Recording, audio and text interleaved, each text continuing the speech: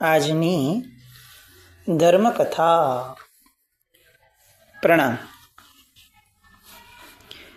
નમી રાજર્ષિ અને ઇન્દ્ર જે બ્રાહ્મણના સ્વરૂપે આવ્યા છે એમનો સંવાદ. ઉત્તરાધનજી સૂત્રના 9મા અધ્યયનનો આ એક અદ્ભુત ભાગ કે જે આપણા વૈરાગ્યને પ્રબળ કરવાની અંદરમાં બહુ મુખ્ય ભાગ ભજવી શકે એવો છે. 4 પ્રત્યેક બુદ્ધ એમની કથાઓ એના દ્વારા અહીં આપણને એ સમજાવે છે આગમકાર ભગવંતો કે જગતનું એક પણ નિમિત્ત એવું નથી કે જે નિમિત્તના આધારે વૈરાગ્ય પ્રબળ ન થઈ શકે. આપણે નમી રાજર્ષિનું વૈરાગ્યનું નિમિત્ત જોયેલું. આપણને ત્યારે પણ એવું લાગ્યું હતું કે આમાં નિમિત્ત જેવું શું છે, એટલે કોઈને સામાન્ય વિચાર પણ ન આવે એમાં આ વ્યક્તિને વૈરાગ્ય આવી ગયો. અને એવો એટલો પ્રબળ વૈરાગ્ય કે સંસાર છોડી દેવાનો. ચાલો, સંસાર છોડી દીધો, પણ સંસાર છોડવાની ભાવનાની બળવત્તરતા કેટલી કે છેક ઉપરથી ઇન્દ્રએ આવવું પડ્યું અને એણે કસોટી કરીને છેલ્લે એણે નમવું પડ્યું. એક સાવ સામાન્ય કહી શકાય એવા નિમિત્તના આધાર ઉપર કોઈ જીવ આટલી હદ સુધીની પ્રગતિ કઈ રીતે કરી શકે? આ પ્રશ્ન સાહજિક રીતે આપણને થાય અને એનો જવાબ પણ એ જ છે કે આ સહજ રીતે થાય છે. કેટલાક આત્માઓ બહુ વિશિષ્ટ તથા ભવ્યત્વ લઈને આવ્યા હોય છે. એમના જીવનનું એ સત્ય જે છે આપણી માટે સ્વીકારવું બહુ મુશ્કેલ પડે, પણ આપણે સ્વીકારીએ કે ન સ્વીકારીએ, અંતે એ સત્ય છે જ. એ વાત તો સત્ય જ છે. આ બ્રાહ્મણના સ્વરૂપમાં આવેલા ઇન્દ્રએ સ્વીકાર્યું કે આવો વૈરાગ્ય એ તો મારા જોવામાં ક્યારે નથી આવ્યો. અને એટલે એ સાહજિક રીતે મનમાં ઉદ્ભવેલ અહોભાવને વ્યક્ત કરે છે. આપણે શબ્દો ગઈકાલથી જોઈ રહ્યા છે. આમ આવા શબ્દો તો આપણે કદાચ ભગવાન માટે પણ ક્યારેય આપણા મનમાંથી નથી નીકળ્યા. એટલો ઉત્તમ ભાવ ઇન્દ્રને નમી રાજર્ષિ પ્રત્યે આવે છે. અહો તે નિજ્જીઓ કહો, અહો માણો પરાજીઓ, અહો તે નિરખ્યા માયા, અહો લોભો વસી કહો, અહો તે અજ્જવમ સાહુ, અહો તે સાહુ મદ્દવમ, અહો તે ઉત્તમા ખંતી, અહો તે મુત્તિ ઉત્તમા.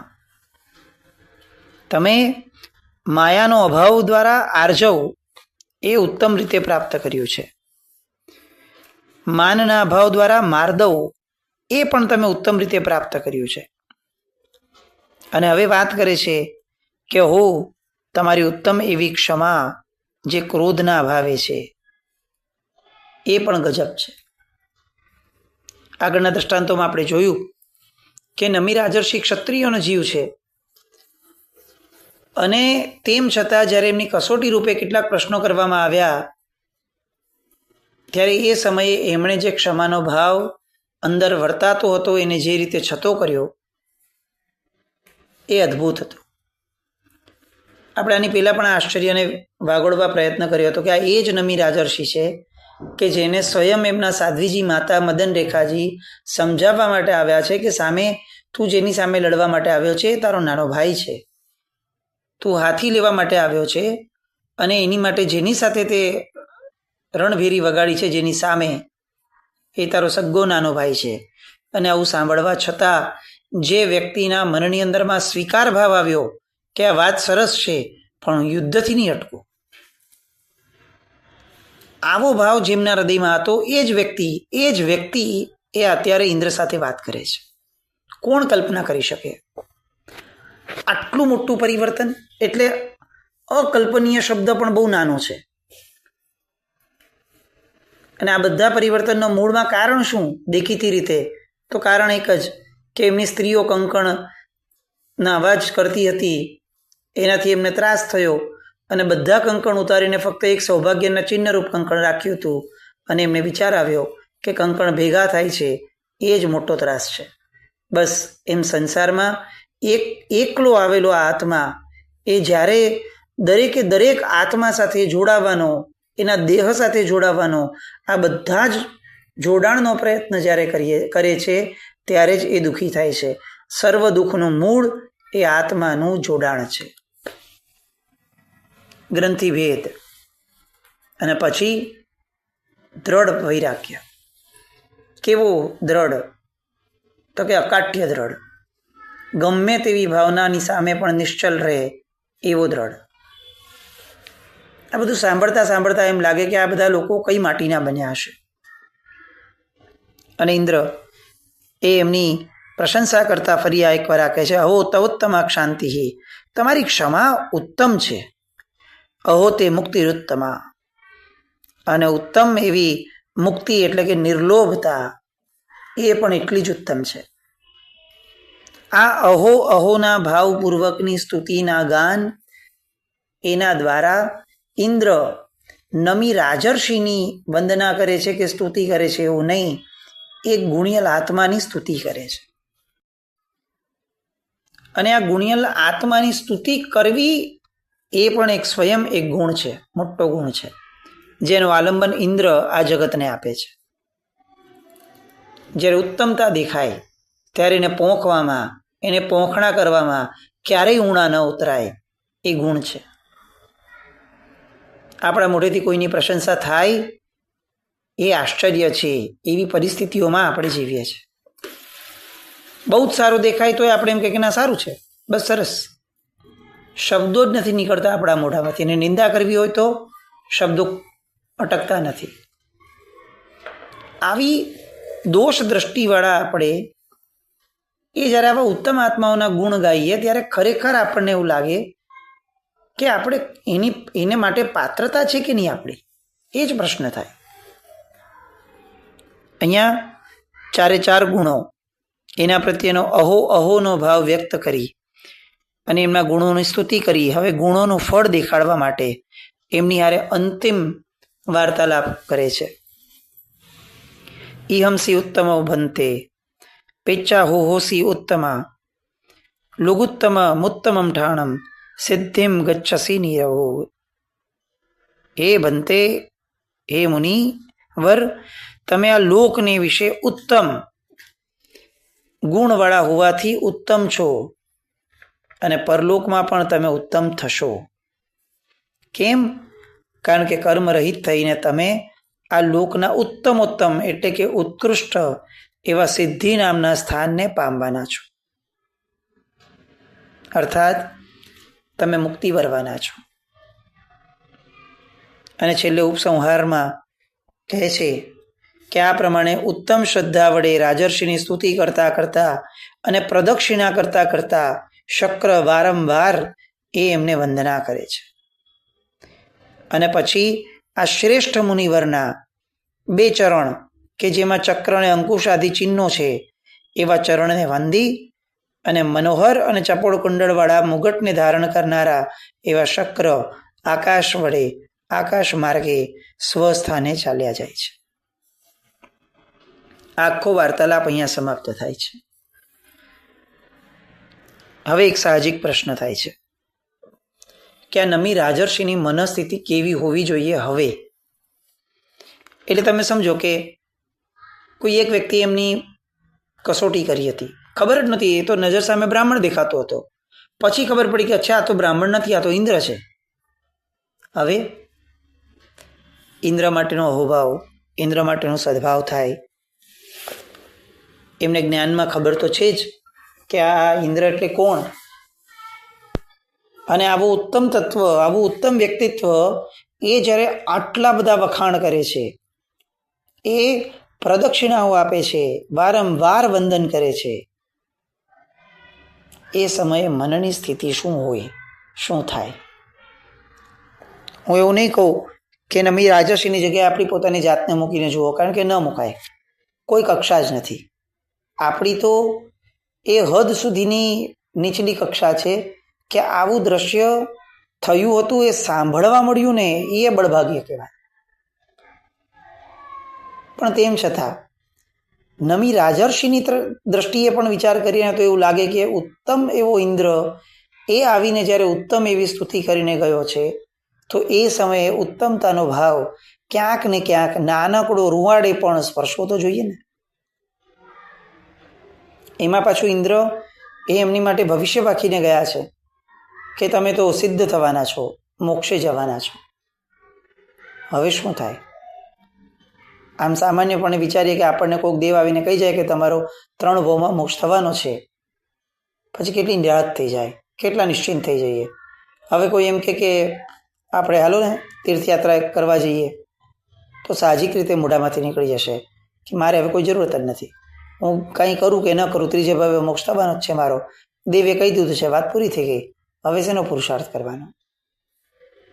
સાહજિકપણે આવું થઈ જાય, હ્યુમન સાયકોલોજીથી આવું થઈ જાય. નમી રાજર્ષિને બી આવું ન થવું જોઈતું હતું. ઇન્દ્ર કહીને ગયા છે કે તમે આ જ ભવની અંદરમાં મોક્ષે જવાના છો. હવે એમને એવું તો કીધું નથી કે જો તમે આટલી સાધના કરશો તો મોક્ષે જશો. એવું કીધું હોત તો વાત બરાબર હોત કે ભાઈ સાધના કરવી કમ્પલસરી છે, એટલે અત્યારે આપણે કોઈ મનમાં ગલગલિયા ન કરાવડાવાય. પણ આવું તો કંઈ ઇન્દ્ર બોલીને ગયા જ નથી. એ તો ભાવિ ભાવ ભાવીને જ બાકીને ગયા છે કે તમે તો આ બહુમાં મોક્ષે જવાના જ છો. શું કરાય? શું થાય? અહીંયા બહુ સરસ લખે છે કે સાક્ષાત શક્ર એટલે કે ઇન્દ્રએ પ્રેરણા કરાયેલ એવા નમી રાજર્ષિ ઇન્દ્રના ગયા બાદ પોતાના આત્માને વધુને વધુ નમ્ર કરતા હતા. માણસને જ્યારે પણ સિદ્ધિ મળે એ સમયે જો એ ખરેખર પાત્ર જીવ છે, એ ખરેખર એની માટે યોગ્યતાવાળો છે, તો એ તાત્કાલિક ધોરણે એને મળેલી સિદ્ધિ દ્વારા વિનયી બનશે. જેટલું મોટા લોકોનું નમવાનું થાય એટલું માણસને નમતા શીખવું પડે, શીખવું જોઈએ. આ વિનય જે છે એ જ આ બધી સિદ્ધિનું મૂળ કારણ છે. અને અહીંયા નમી રાજર્ષિ આ વિનય ગુણ જે છે, એ નમ્રતા જે છે, એને વારંવાર ઘૂંટી રહ્યા છે. કમાલની કક્ષા ન લાગે? કોણ નમ્ર બને આવા સમયે? આમ આપણી બાજુમાં કોઈક થોડો મોટો માણસ પણ આપણી બાજુમાં ઊભો રહીને ગયો હોય ને તો આપણે આમ સેલ્ફી ખેંચાવીને 400 જગ્યાએ મોકલીએ છીએ. ત્યારે આપણે નમ્ર નથી બનતા કે એ તો ભાઈ મારું સૌભાગ્ય છે, મારે મારા મનમાં સાચવીને રાખવાનું હોય, એમાં કંઈ જગતને દેખાડવા ન જવાનું હોય. આમાં મારી વડાઈ નથી, વડાઈ તો એમની છે કે જે મારી બાજુમાં ઉભેલા. આવો ભાવ નથી આવતો, આવો વિનય નથી આવતો. જ્યારે કોઈ 4 માણસ ભેગા થઈને આપણી પ્રશંસા કરે કે ઓહો તમારે તો બહુ સારા કોન્ટેક્ટ છે, એવા સમયે પણ આપણો વિનય એ આપણને ક્યારે એની સામે એમ નથી કહેવા દેતો કે મારી તો કોઈ પાત્રતા જ નથી ભાઈ, મારા કરતાં તો કંઈ ઘણા ચડિયાતા લોકો છે, આ તો એ લોકોની કૃપાબળ છે કે મારા ઉપર એમણે દ્રષ્ટિ રાખી છે. આવું બોલવાની હિંમત પણ નથી થતી. કેમ? કારણ કે મનની અંદરમાં આવો વિનય પ્રગટતો જ નથી. જેમ જેમ પ્રસિદ્ધિ મળે છે તેમ તેમ અડિયલપણું, અક્કડપણું એ વધતો જ જાય છે, અહંકાર વધતો જ જાય છે. અને અહીંયા નમી રાજર્ષિને જુઓ, ઇન્દ્ર સ્વયં સ્તુતિ કરીને ગયા છે, પ્રદક્ષિણા કરીને ગયા છે, અને પોતે શું કરે છે તો શાસ્ત્રકાર ભગવંતો એમના સ્થિતિનું વર્ણન કરતા લખે છે કે એ વધુ ને વધુ નમ્ર બનતા જાય છે. એ ગર્વિષ્ઠ નથી બનતા. અને વિદેહ દેશના એ નવી રાજા ઘરનો ત્યાગ કરી અને ચારિત્ર્યના વિશે જ્યારે ઉદ્યમવાળા થયા, ત્યાર પછી ઇન્દ્રની પ્રાર્થનાથી પણ એ ધર્મથી કિંચિત માત્ર પણ ભ્રષ્ટ થયા નથી. આ દ્રષ્ટાંત વડે શાસ્ત્રકાર ભગવંતો કહે છે કે જેમ આ નમી રાજર્ષિએ નિશ્ચળતા બતાવી, એમ તત્વજ્ઞાની અને પંડિત એટલે કે શાસ્ત્રના અર્થનો નિશ્ચય કરનારા અને પ્રવિચક્ષણ એટલે કે ઘણા અભ્યાસથી પ્રવીણ થયેલા એવા બીજા મુનિઓએ પણ આ જ કરવા યોગ્ય છે. કામ ભોગથી પાછા ફરવા યોગ્ય છે, એનાથી વિરામ પામવા યોગ્ય છે. જેમ તે નમી નામના રાજર્ષિ કામ ભોગથી નિવૃત્ત પામ્યા, તેમ આ સંસારના દરેક જીવે કામ ભોગથી પાછા ફરવું જોઈએ. આ ઉપસંહાર, આ ઉપદેશ શાસ્ત્રકાર ભગવંતો આ નમી રાજર્ષિના દ્રષ્ટાંતના દ્વારા આપણા સુધી પહોંચાડે છે. અહીંયા નમી રાજર્ષિની કથાનો અંત થાય છે. આ સંવાદ ઉત્તરાધ્યનજી સૂત્રમાં જે આલેખાયો એ સંવાદને અક્ષરશ આપણી સામે મૂકવાનો આશય જ આ છે કે એના દ્વારા આપણને ખ્યાલ આવે કે કેવા કેવા ઉત્તમ શબ્દો દ્વારા ભક્તિ થાય છે, સ્તવના થાય છે. અને આપણે પણ આવા ઉત્તમ પ્રભુની સ્તુતિ જ્યારે કરવી હોય ત્યારે ઉત્તમ શબ્દોનો આધાર લેવો જોઈએ, તો ઉત્તમતા આવે.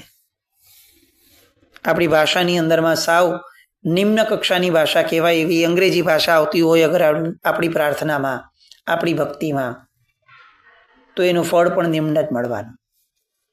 ઉત્તમતા જ ઉત્તમતાને ખેંચી લાવી શકે. આપણે સંસ્કૃત, પ્રાકૃત એ મૂળભૂત આ વિદ્વત્તાવાળી ભાષાની અંદરમાં પ્રભુની સ્તુતિ કરવાની હતી, કારણ કે એ ભાષા ઊંડાણવાળી છે, એ ભાષા રહસ્યવાળી છે. એ ભાષાના સ્પંદનો એ ઉત્તમ વ્યક્તિઓ દ્વારા સેવાયેલા છે. ચાલો એ નથી થતું તો કમસે કમ આજે જેને આપણે માતૃભાષા તરીકે પામ્યા છીએ એ ભાષામાં આપણે તો ગાયન કરીએ, એ ભાષામાં તો ધર્મ કરીએ. ને આપણે વિદેશથી આવેલી અને અનાર્યો દ્વારા સેવાયેલી એવી ભાષાઓથી આપણે પ્રભુની ભક્તિ કરશું, આપણે કઈ ઉત્તમતા પામશું? એ વિચારણા આપણે કરવા જેવી છે. અત્યારની જનરેશનને આ આવડતું નથી. અત્યારની જનરેશનને તો જન્મથી ફ્રેન્ચ પણ નહોતું આવડતું ભાઈ. ફ્રેન્ચ સ્કૂલમાં આપણે ભણાવ્યું છે. અત્યારની જનરેશનને ઇંગ્લિશ પણ સ્કૂલથી નહોતું આવડતું, નાનપણથી એ સ્કૂલમાં જઈને ભણાવ્યું છે. તો ગુજરાતી ભણાવવું, સંસ્કૃત ભણાવવું, મૂળભૂત ભાષાઓને બદલી અને નિમ્ન ભાષાઓમાં કરી અને પછી ધર્મ વધારવો, એ ધર્મનો ફુગાવો બનશે, ધર્મ નહીં બની શકે. ધર્મ તો ધર્મની રીતે થાય. સ્કૂલમાં જઈએ તો સ્કૂલનો યુનિફોર્મ પહેરવાની તૈયારી સાથે જવું જોઈએ. પછી મારા ઈચ્છા પ્રમાણેનો યુનિફોર્મ બદલાય એ ભાવના એ સ્કૂલને તો ભ્રષ્ટ કરશે, આપણને પણ ભ્રષ્ટ કરશે. નમી પ્રવજ્યા અધ્યયન એનું આ નમી રાજાનું ચરિત્ર એની સાથે આપણે લીધેલું હતું કે આવા 4 પ્રત્યેક બુદ્ધ ટોટલ થયા છે, જેમાંના એક નમી રાજર્ષિ છે. તો બીજા 3 પ્રત્યેક બુદ્ધ, એમના ચરિત્રોને પણ આ સાથે સાથે જ આ 9મા અધ્યયનમાં જે વાતો આખી આવે છે એ કથાનકોને પણ સ્પર્શી લઈએ.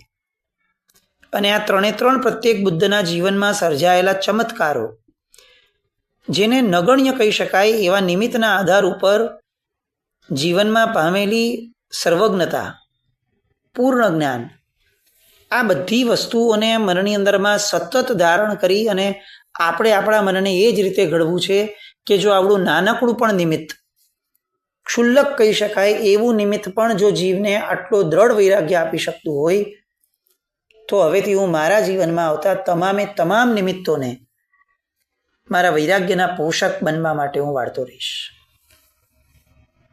હું કમસે કમ જેને ધર્મ કહું છું એ ધર્મમાં મળતા તમામ નિમિત્તોને પણ હું મારા વૈરાગ્યને પોષણ થાય એ દિશાની અંદરમાં વાળતો રહીશ. અને આ જ ખરા અર્થની અંદરમાં આ બધા જ ચરિત્રો સાંભળવાનું સાફલ્ય છે, સફળતા છે. તો આવી આ નમી રાજર્ષિની કથા થઈ. આવતીકાલથી આપણે કરકંડુ રાજાનું ચરિત્ર જોઈશું. આખી મોટી કથા. શાસ્ત્રકાર ભગવંતો જ્યારે કથાનક કહે ને ત્યારે આપણી જેમ ન હોય કે ભાઈ આ માણસે આ કર્યું હતું. એ જ્યારે કોઈ એક વ્યક્તિની મહાનતા દર્શાવવા માંગતા હોય તો એ હંમેશા એમની પૂર્વ ભૂમિકા પહેલાં લે કે ભાઈ એના માતા પિતા કેવા મહાન હતા, એમના જીવનમાં કઈ કઈ પરિસ્થિતિ બની હતી જેના કારણે આ સ્થિતિ આવી હતી. એક આખો રસપ્રદ ઇતિહાસ કરકંડુ રાજાના માતા પિતાથી શરૂ થયેલો એ આખો ઇતિહાસ એ અહીંયા આપણે આવતીકાલથી માણશું. પણ આ નમી રાજર્ષિનું ચરિત્ર એ આપણને ખૂબ સ્પર્શે, આપણા વૈરાગ્યને બહુ પ્રબળ કરે. અને ઇન્દ્ર અને નમી રાજર્ષિ વચ્ચે થયેલો સંવાદ એ આપણા જીવનની અંદરમાં આપણા મન સાથે સંવાદ કરવામાં આપણને સહાયભૂત બને, આપણી પ્રગતિની એક દિશા સૂચનની એક દીવા દાંડી બને. એવી શુભ મંગલ કામના સાથે જીના આજ્ઞા કંઈ પણ બોલાય તો મિચ્છામિ દુક્કડમ. જૈનમ જયતિ શાસન.